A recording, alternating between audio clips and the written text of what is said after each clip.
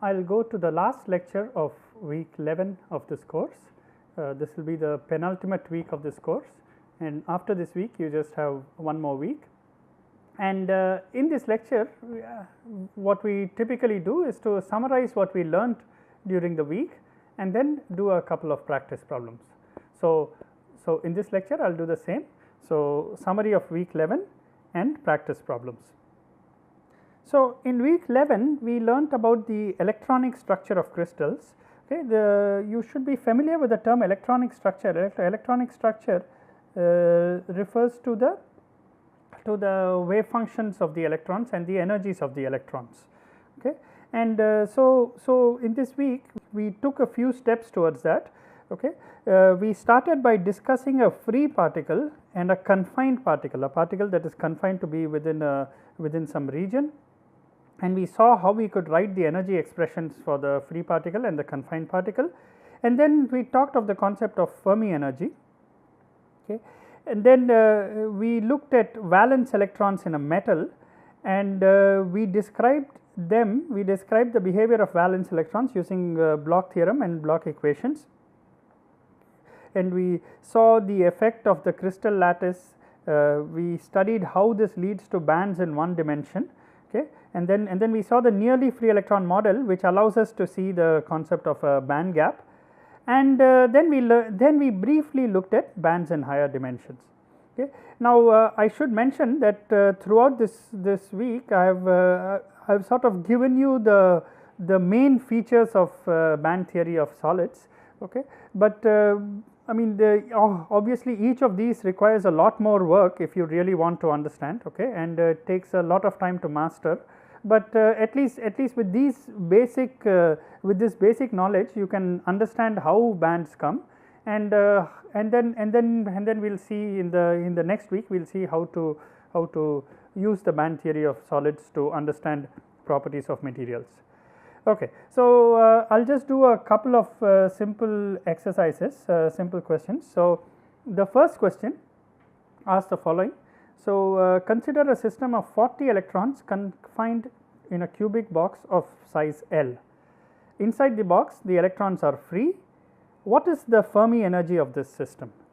Okay, so basically the idea is the following, that you look at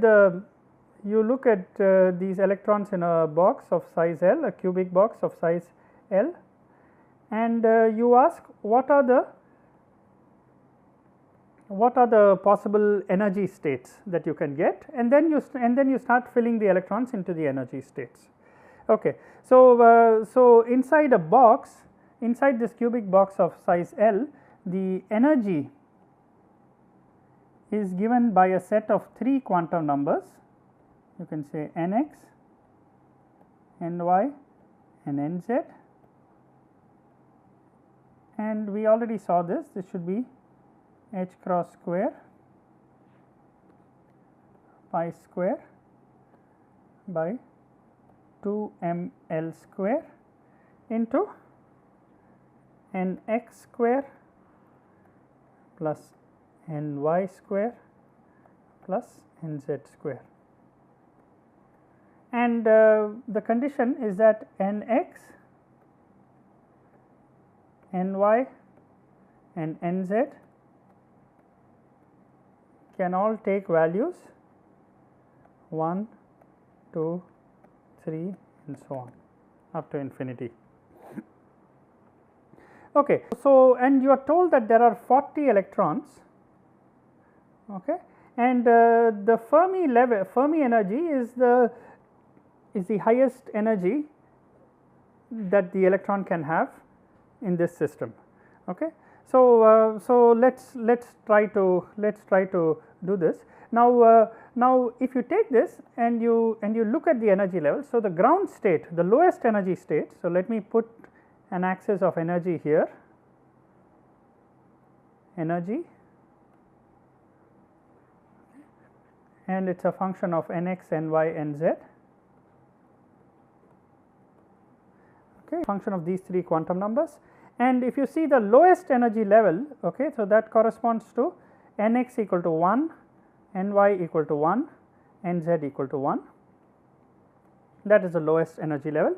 Okay.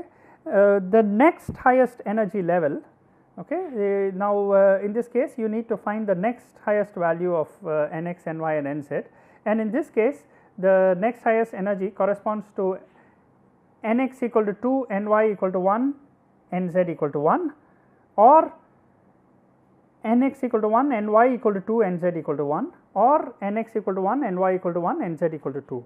So you can have 3 different levels. You can have I will just write it as 2 1 1, that means Nx equal to 2, Ny equal to 1, Nz equal to 1, or you can have 1 2 1, or you can have 1 1 2. And since the electrons are indistinguishable, you really cannot distinguish between these states. So basically there are 3 states that you cannot really distinguish between. Okay. The next highest energy level will also have 3 states, and I will just write it as 2 2 1. Okay. That also includes 2 1 2 and 1 2 2. The next highest energy level, okay, now 2 square plus 2 square plus 1 square is 9. Okay. Then you can have 2 square plus 2 square plus 2 square, which is 12. Okay, or you can have 3 square plus 3 square plus 1 square plus 1 square, which is 11. So the next highest energy level is actually 3 1 1, and again any of them can be 3 and any of them can be 1. So you have 3 states. So you can have 3 1 1, 1 3 1 and 1 1 3. After this, the next highest energy level is 2 2 2, which is just which just has 1 energy states. Okay, you cannot have any other combination. Okay, now let us just count how many states we have had so far. So if we count the total number of states, we have 1 2 3 4 5 6 7 8 9 10 11. Okay, and since we have 40 electrons, we should go at least up to 20 states. We need at least 20 states to fill 40 electrons. Okay, so the next one is actually 3 2 1, and now so this 3 2 1. Now if you do different combinations, there are actually 6 combinations. So you can have 3 2 1 3 1 2, or you can have 2 3 1 2 1 3, or you can have 1 3 2 1 2 3. So there are 6 combinations here. Okay. And subsequent to this is the 3 2 2.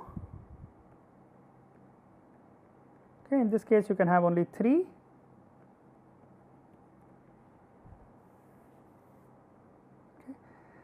And so 3 2 2, 3 square plus 2 square plus 2 square, that is 17. Okay. The next one is actually 4 1 1. Okay, and this is also triply degenerate. Okay, so I think we have enough levels now. Okay, now let us fill the electrons. So we will start from the lowest energy. We have to fill 40 electrons. So 1 2 3 4 5 6 7 8, that makes it 14,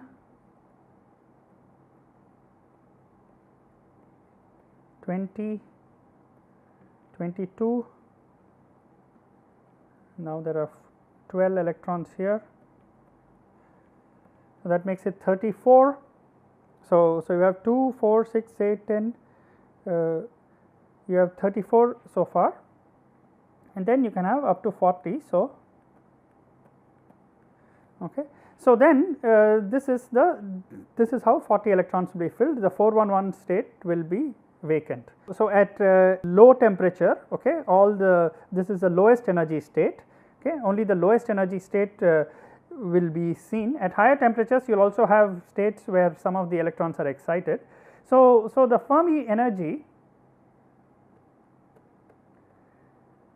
is equal to h cross square pi square by 2 ml square. Okay, and then you have 3 square plus 2 square plus 2 square.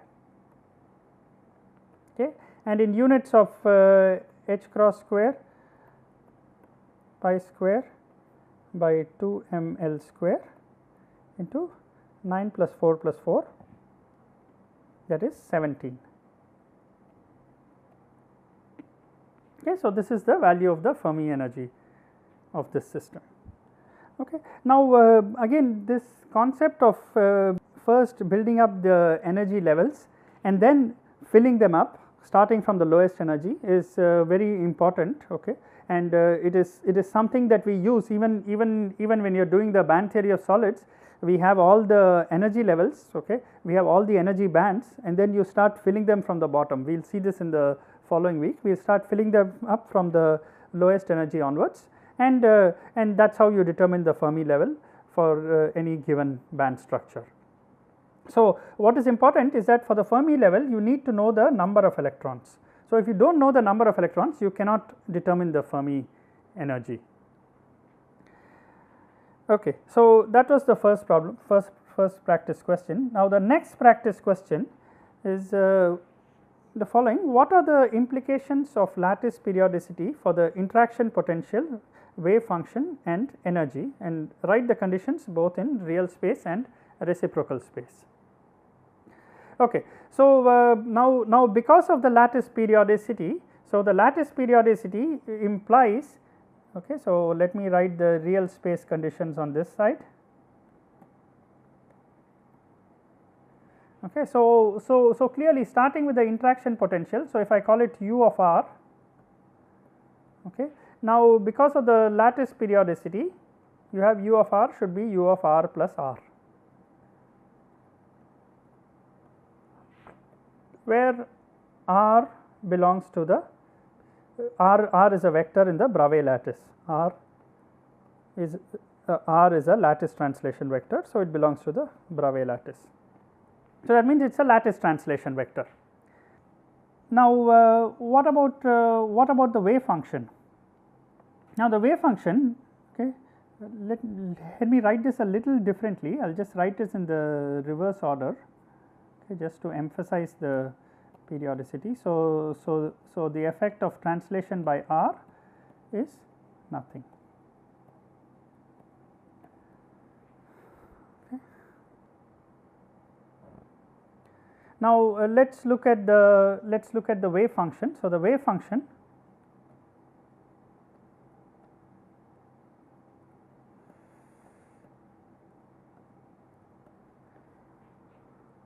now now this wave function, okay, can be expressed as a linear combination of various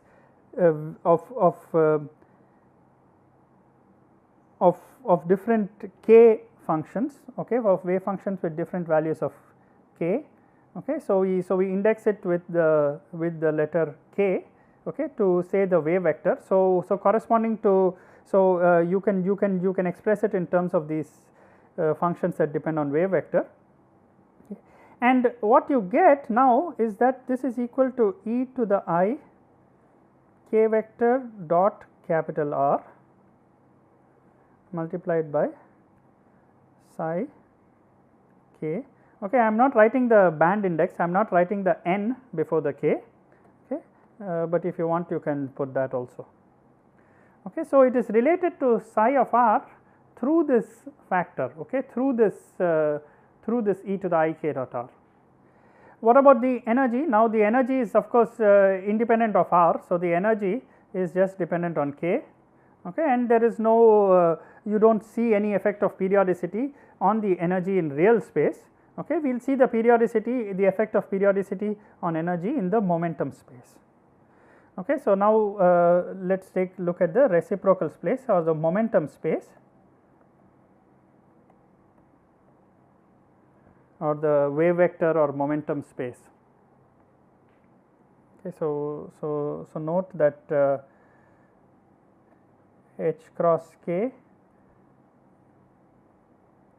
is momentum and k is a wave vector.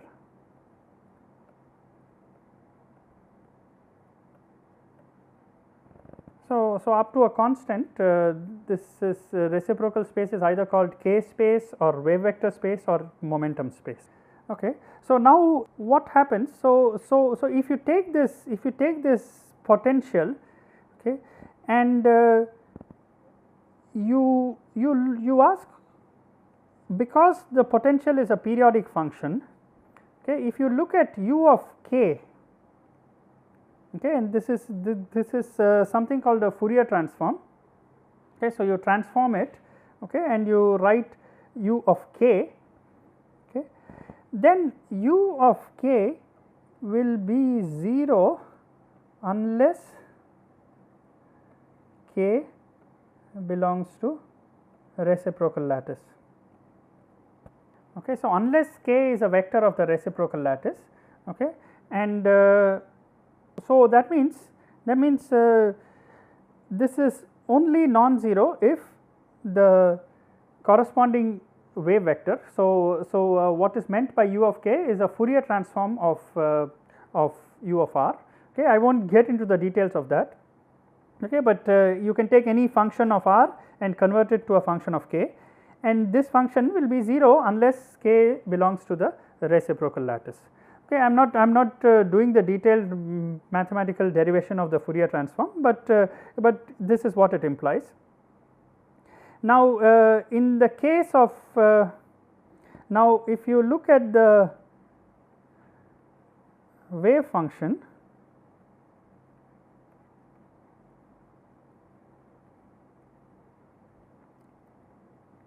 okay, now this is exactly equal to psi of k.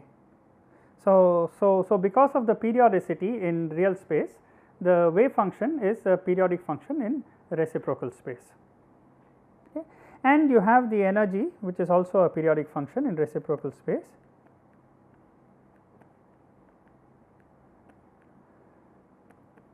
Equal to epsilon k. I am not writing the n, the band index. What is important is that k is contained in the reciprocal lattice. Okay, so the periodicity in real space implies a periodicity in reciprocal space, and if you recall, it is this periodicity in reciprocal space that we used to construct the bands in a solid. Okay, so with this I will conclude this lecture, and we will conclude week 11 of this course. Now, in the last week we are just going to build up a little bit and see how to use the band theory of solids. Okay, it will be a little less mathematical than this week, okay, but we will see simple applications of band theory of solids to understand both the electrical properties and the optical properties of solids. Thank you.